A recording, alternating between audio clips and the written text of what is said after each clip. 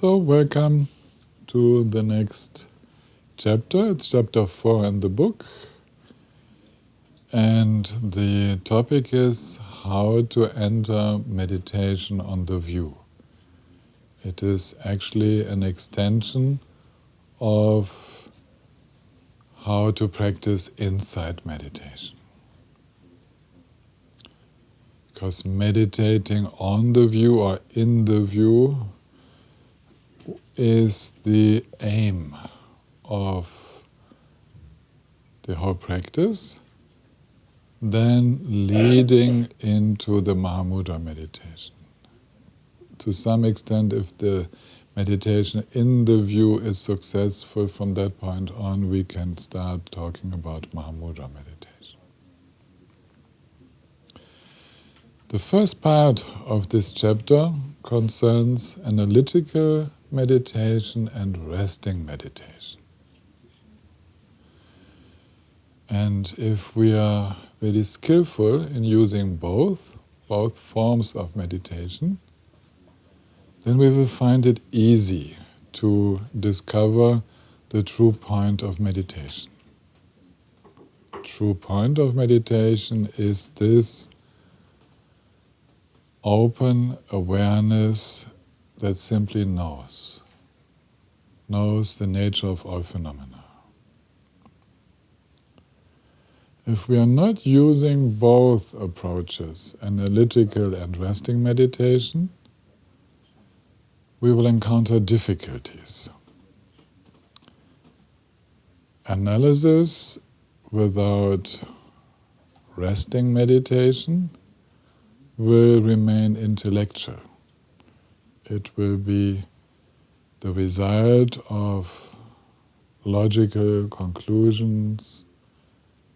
It will be in the realm of dualistic understanding of insights due to reason, due to a conviction that arises from proper thinking. And resting meditation, simply resting, will remain dualistic, will remain within the sphere of our normal habitual patterns, establishing oneself in the cocoon of just being, but without sufficient awareness and without knowing, without seeing. And it might very well be a resting meditation, still afraid of the movements of mind, still not at ease with the sensory input. A resting meditation that understands itself as a calm established away from the rest of the world. So what Dashi Namgyal in these opening paragraphs wants to tell us is, please be aware that one without the other, an analytical meditation without the capacity to just be and to settle, will remain intellectual, and that just settling without stimulating the insight into the nature of what's happening will remain static and, of course, dualistic, with a very fine non-conceptual observing activity going on all the time. This is due to the remaining fear. The fear is not conscious, it is the wish to protect the calm.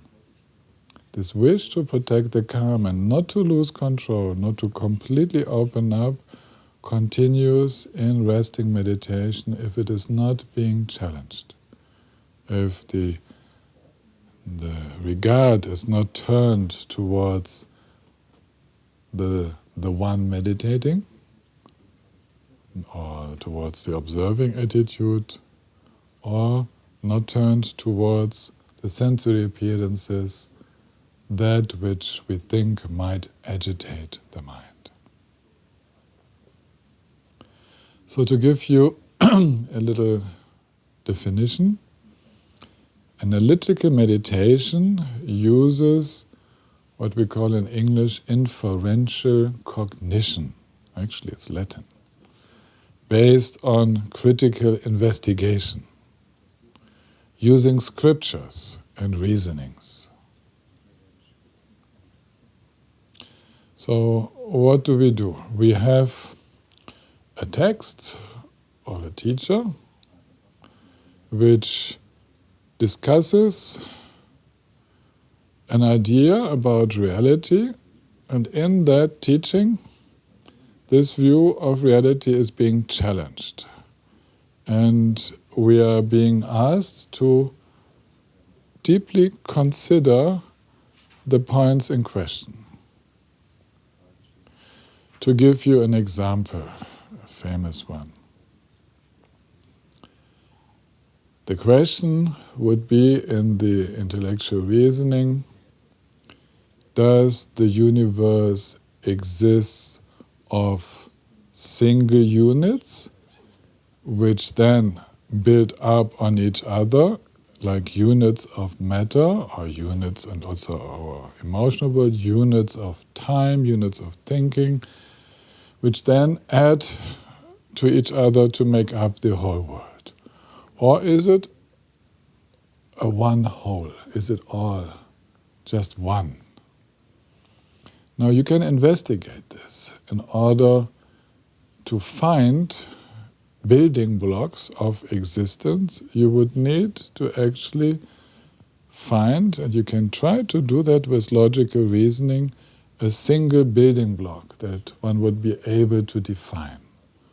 So one would go down to what concerns matter, to the molecular structure, to the atomic structure. We would try to analyze how can we define where one building block stops and the next one begins. And then one would have to find out, is this really an atom, something which cannot be subdivided? Or is this building block, again, does it consist of several building blocks joined together? So that is the search for the unit, the building unit. And we know nowadays, this is all with our intellect, we know this, of course based on machines which do research, that we cannot find the last building block of reality. There is no such thing as a stable atom which cannot be subdivided. We talk about subatomic particles moving and so on. We go into endless further subdivisions. And if we cannot find such a single building block of reality, then how could we say that reality is made of many of such building blocks, that these particles build up to form the material world? Now, in the same way, we could investigate time. If we say time is the continuity of units of time from the past into the present into the future, and we live these units of time, then of course we need to ask ourselves, how long is this unit of time? What can we find? Where does one unit stop and where does the next one start? And if we have such units of times, then they must connect, so they must touch each other.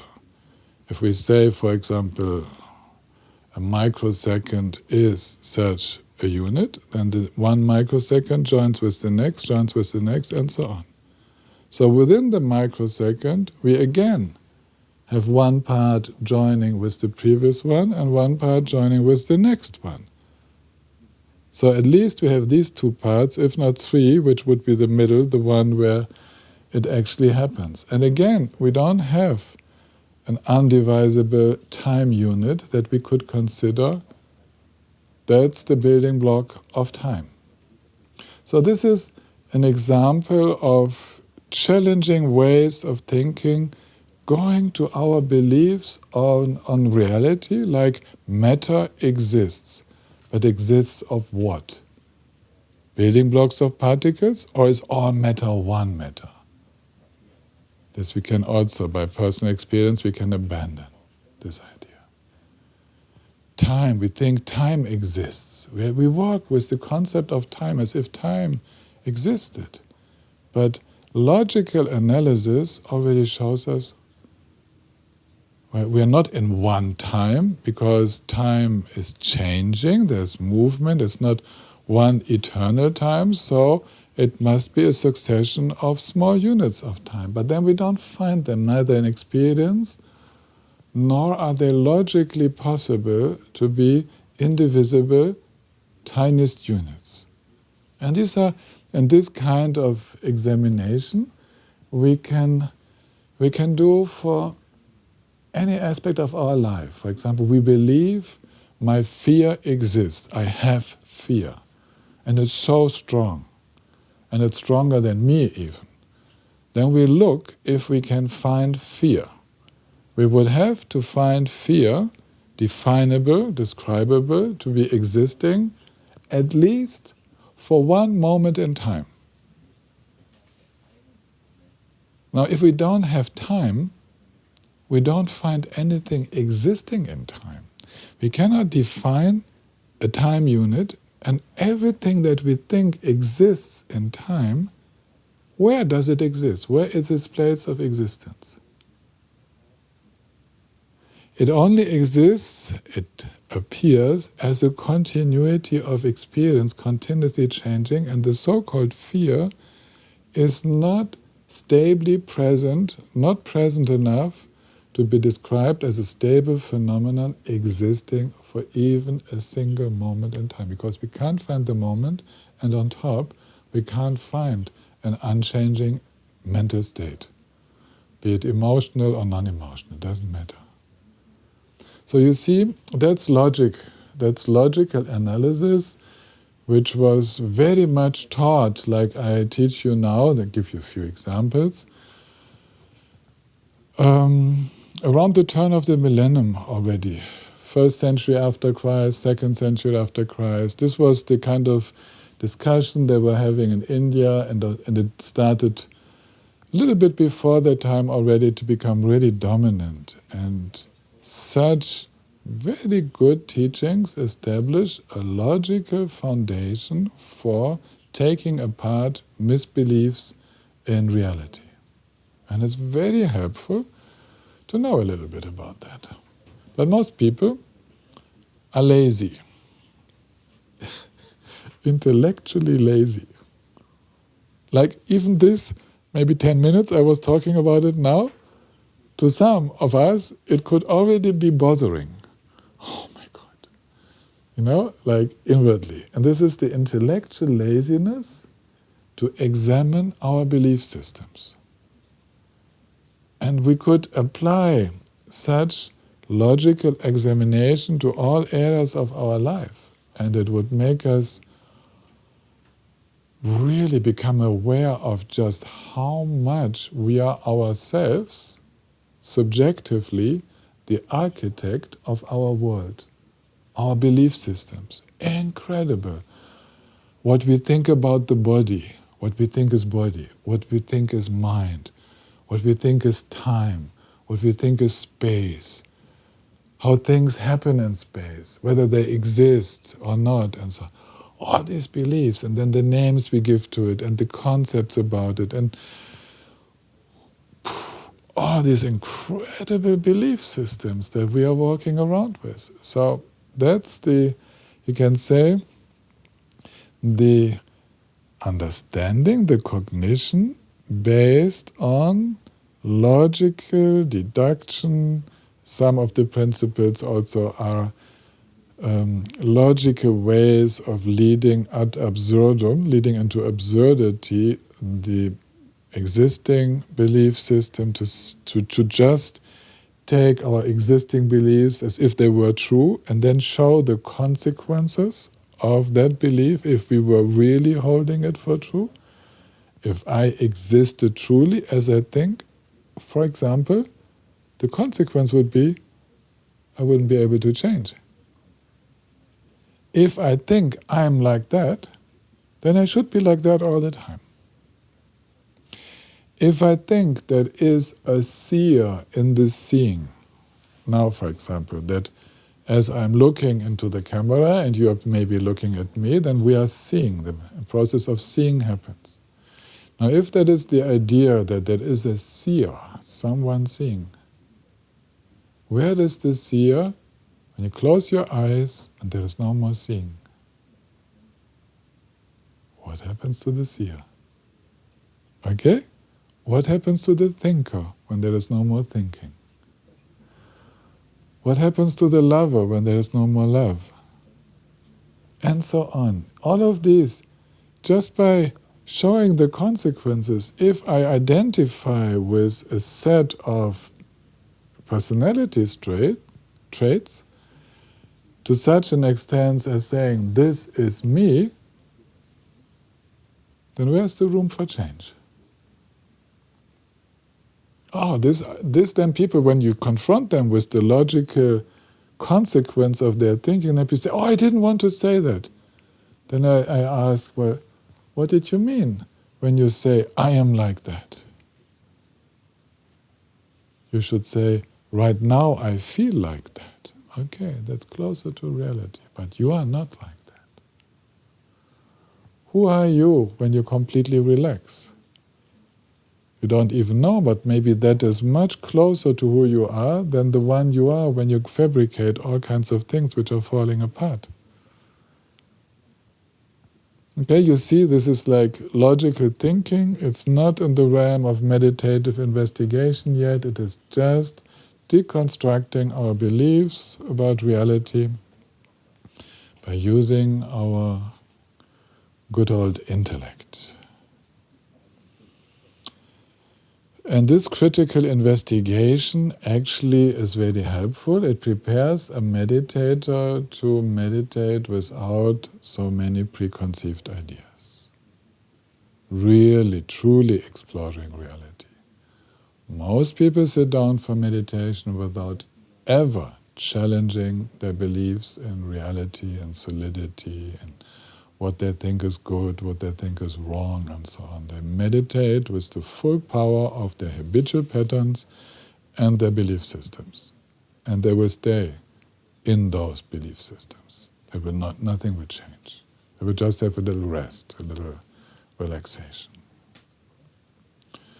So, but although this is very helpful, then finally, analysis, even if accompanied by introspection, by using meditative procedures to look more and more finely, then this observing mind, which wants to understand, finally also that needs to be abandoned. And the analysis has to lead beyond all these words, this terminology, the references, the reference, this is the reference points, always that which I investigate and that which I understand. So these are the reference for someone understanding. So finally, it has to go beyond all of that into direct cognition. Direct cognition is the capacity of mind, of consciousness, to understand directly. Direct seeing, direct hearing, direct understanding without further interpretation needed. Now this was about analytical meditation, and some schools are very fond of that. And a part of the Mahamudra approach that we use in the Kagyu tradition uses also analytical meditation. This is the period in our practice where we use all these probing questions, where we ask, who is thinking, what's the thought, what's the difference between active mind, calm mind, what color has the mind, where does it stay, and so on. We probe into the experience with questions. And first there will be some analytical answers due to reasoning, then we learn how to relax the analytical reasoning which has prepared the ground, and we learn to simply direct the attention and relax, open up into the experience that is opening at that moment. So we use a moment of analytical, interested directing of the focus and open up into that without continuing with analysis. And that's something you will learn a little bit about in this chapter, because that's where the deeper insights of direct cognition arise. That there is this aha of knowing, not due to logical reasoning, but due to a fresh experience of just now, how it is. So let's now talk to the fans of resting meditation.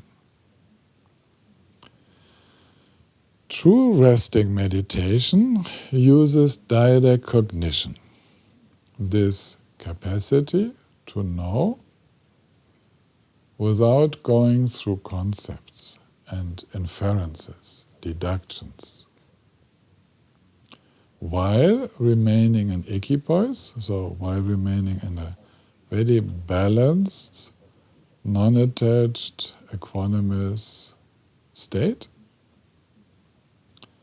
where there is an experience of just so, suchness we call it, abiding in suchness, also called the natural abiding state. So that's true resting meditation.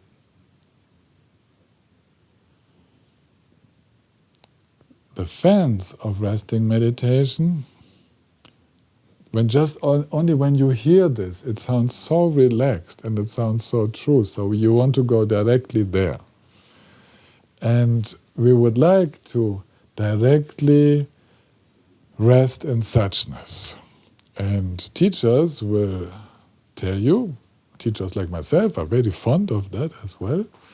And then I will encourage you to simply abide naturally in suchness, just so. And you will try to do that. But what happens is that the meditator constructs an idea, now you can maybe notice this happening right now, of how it will be to stay in suchness. And then will you follow that idea, and you will emulate that idea, and you will produce an artificial meditation which you call resting in suchness, but it's a fabricated suchness. Not the suchness, not abiding in the nature of mind, open to all what happens. It is like entering a little box. Inside that box is suchness, and outside the box is no suchness. Big misunderstanding. Suchness is everywhere. So abiding in suchness means abiding in the nature of all experiences. No need to fabricate anything. Whatever experience arises, every experience is good for that meditation in suchness. It is not a calm, protected box into which you enter, you close the door so that no one comes along, and you stay there for the time you want to relax. That's most people's idea of meditating in the natural state. Their natural state is a natural state away from the rest of nature.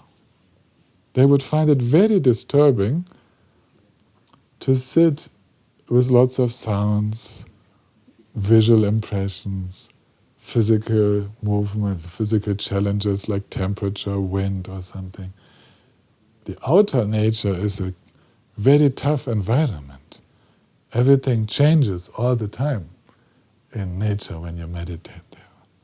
So people construct huts, protections, they wall themselves in, and they make these closed atmospheres for meditation. Then inside of that they meditate resting meditation. And they think the calm experience there would be meditation and suchness. But it's actually entering into a box. So let's be aware of that. And here, bringing in analysis can kind of throw the doors open of that meditative prison. By using our intellectual capacities to understand the problem and to say, yeah, I need to meditate with all the sensory experiences. Meditation cannot be away from the senses, it has to be inside the sensory experience. So then I invite seeing, I don't close the eyes. I invite hearing, I don't stop the sounds of my neighbors. I invite physical challenges, meditating with all kinds of physical postures, with temperatures, with wind, and so on, with all of these challenges. And I invite emotions, because why should meditation be away from mental movement? We can look through. And this is where you see that the analytical understanding leads us to a different way to meditate, and then within the meditation, analytical meditation helps us to look into the nature of the experience. That's what Tashinamgar means, that the two need to join. So back to the chapter where Tashinamgar explains that resting in mental calm, shamatha, allows for wisdom to clearly analyze the actual experience. When I use the word wisdom, it refers to prajna, this capacity to differentiate and to know. So the first important understanding is here, within shamatha, within mental calm, we use that distinguishing capacity of mind, which is interested to know and which can know. And as a first step, this insight meditation, which uses the basis of a clear, calm mind, this vipassana meditation, uses conceptual thinking and non-conceptual analysis. So within the meditation, you will use the concept, for example, of a question. What color has mind? If mind exists, it should have a place where it exists in a shape and with a color and with other definable characteristics. So we're going to search for that. The conceptual question, and of course, first, there is a conceptual answer, or can't find a color, or the mind will say all colors, or oh, it's bright luminosity. So there will be answers based on the experience, conceptual answers to a conceptual question. And we can, of course, use also all the very elaborate logical reasonings and test them in our meditation. And this, what precedes the conceptual answer. When I say to myself, oh, mind seems to have all colors. Before that was a non-conceptual analysis. I was looking with the question of what color has mind, and I notice when I look on something green, everything is green. When I look into red, it's red. And so on. It takes on all the colors of whatever appears. If inwardly whiteness is visualized, then all of mind is white. If innerly blueness is visualized, all of mind is blue. If I visualize multicolored patterns, then mind has multicolored patterns. Itself, it does not seem to have a color. It seems to be like a chameleon. So this is what students will normally say when I ask them this question. So before the conceptual answer is a non-conceptual experience where one has the attention directed into the area of mind and color, into that field of experience. And this is the typical phase of the initial first phase of vipassana practice. For example, in Theravada meditation, then we are told to meditate on anicca, impermanence. And the students will hear anicca and think, oh yeah, impermanent, yes. Oh yeah, it's changing, huh? Yeah. Ah, that is also changing. Yeah, it's true. I can't really find anything which is not changing. And there's this conceptual commentary going on, and then maybe the teacher says, try to find something which is not changing. And then one looks, one tries to find. And always the experience preceding the conceptual description is a non-conceptual experience. You cannot have an experience in a conceptual way. The experience itself is non-conceptual. And it's being analyzed. And that analysis gives thinking, further thinking processes. But later on, the experience of intellectual investigation, this calms down.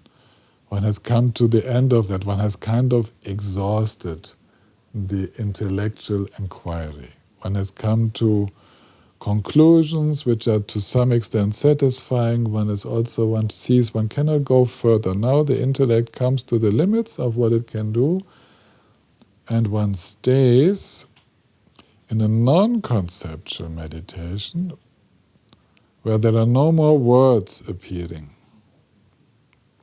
or very few, but they are not important. No more sentences. But the mind is still in an analytical mode. There is still an interest in a certain area, wanting to know and feeling, and without verbalizing, there are understandings of the process like nature which are appearing of the... For example, now I'm doing this. I'm doing the meditation of investigating time. How does time feel? There's an abstract concept, time, and then there is the experience of ungraspable change. Now I put words, but as I was meditating it was analytical meditation without words. Okay? So that's the second stage of vipassana. Non-conceptual, analytical meditation, which is very helpful because that is, you could call it a focus. There is a direction to your meditation. There is an interest in just how it is. And we are kind of producing non-conceptual material of investigation. For example, now I can still remember how it felt when I was doing this short investigation on time.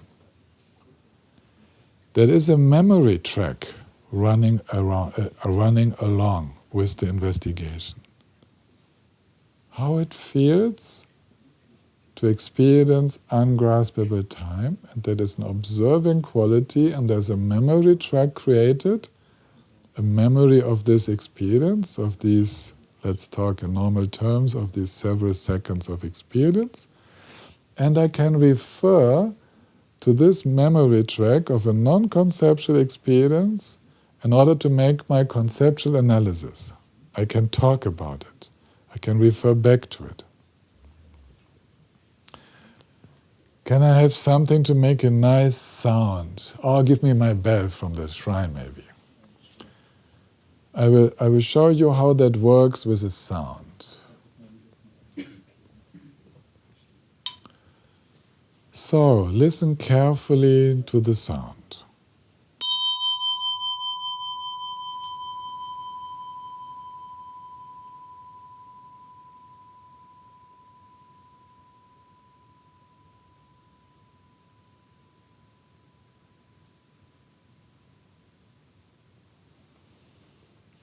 Now, let the sound experience of this bell ringing reappear in your memory as good as you can.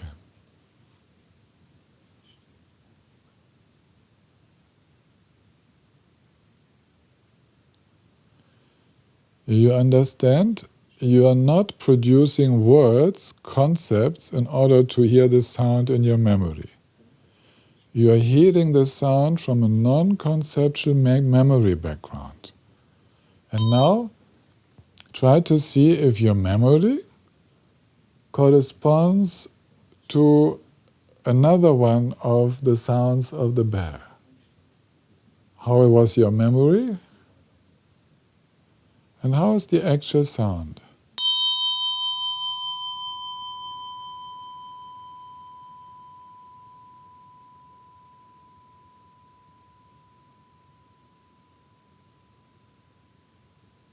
Okay, maybe you were close by, maybe you were a little bit far away.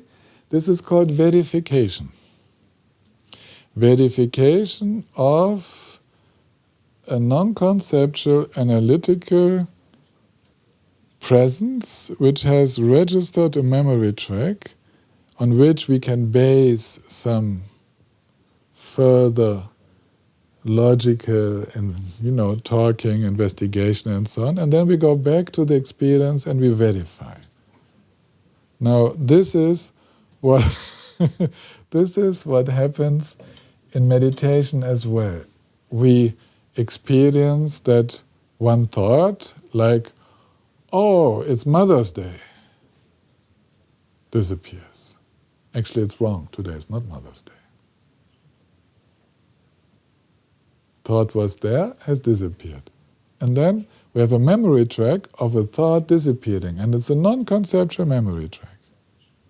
Is this the same with another memory track, with another thought appearing? Oh, a mouse is running around.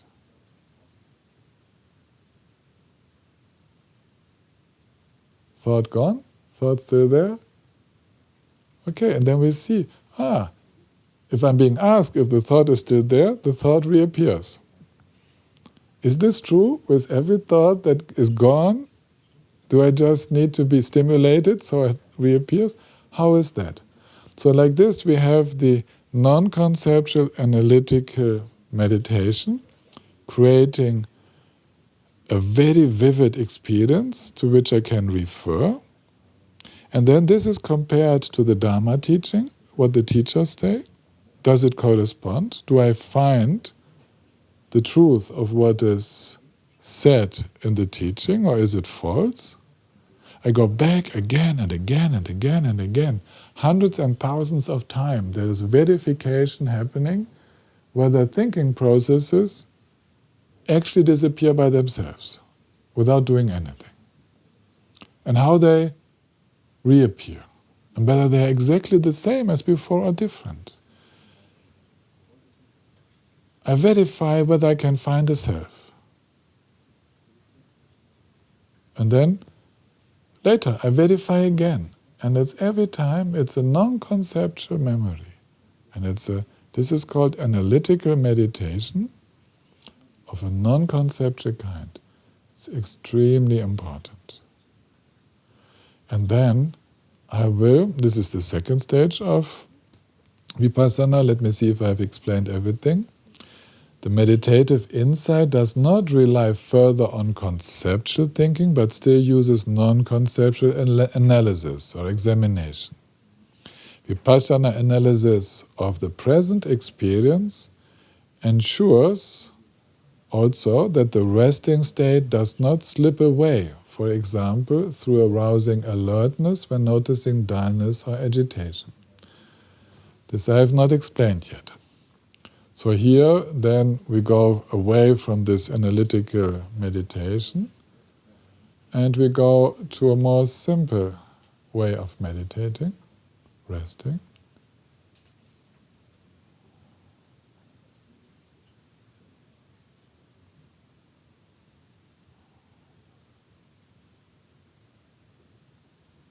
Are you still undistracted? This normally no one would ask you. You ask it yourself. You verify yourself whether you are still undistracted. And this is a moment of analysis. You look, everything okay?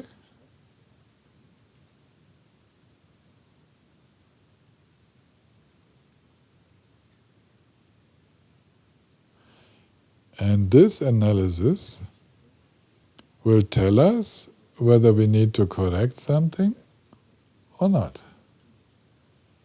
If that moment of non-conceptual looking into just how it is tells me,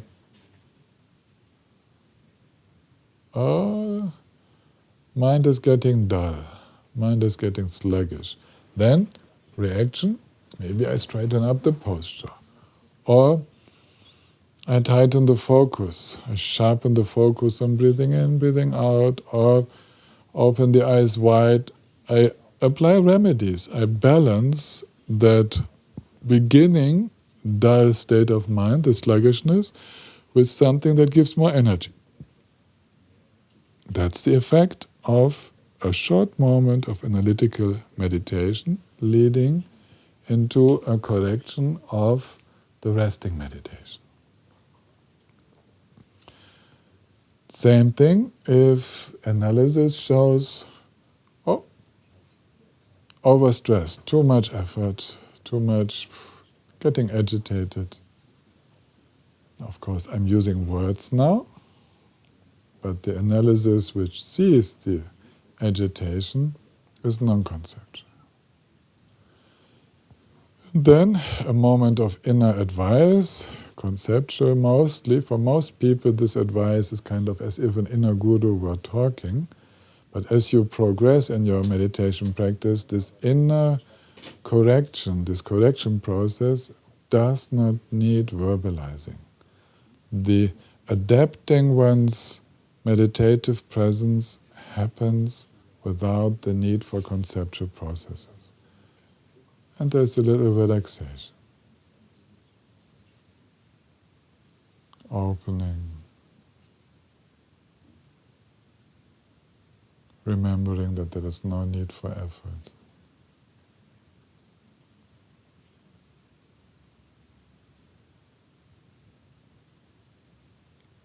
Okay?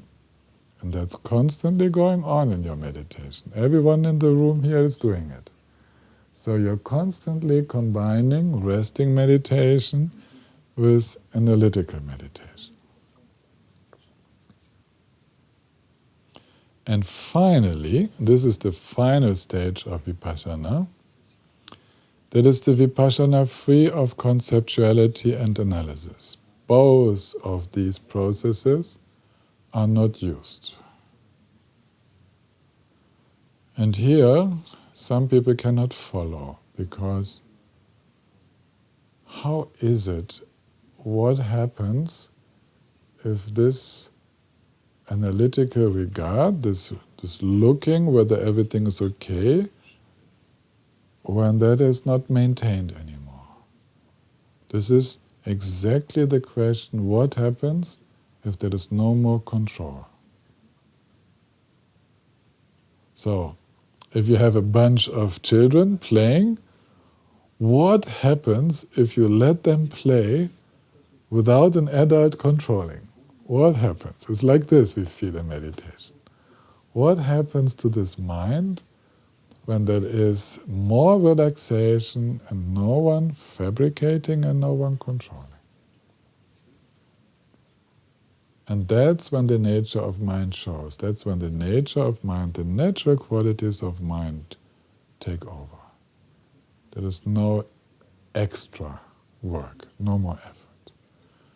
No more conceptuality and no more analysis. That's the experience of natural mind. True vipassana. Let's go further, another step. Oh no, we make a break here. We make a break because otherwise you get exhausted. So see you in a few minutes or whenever you have time.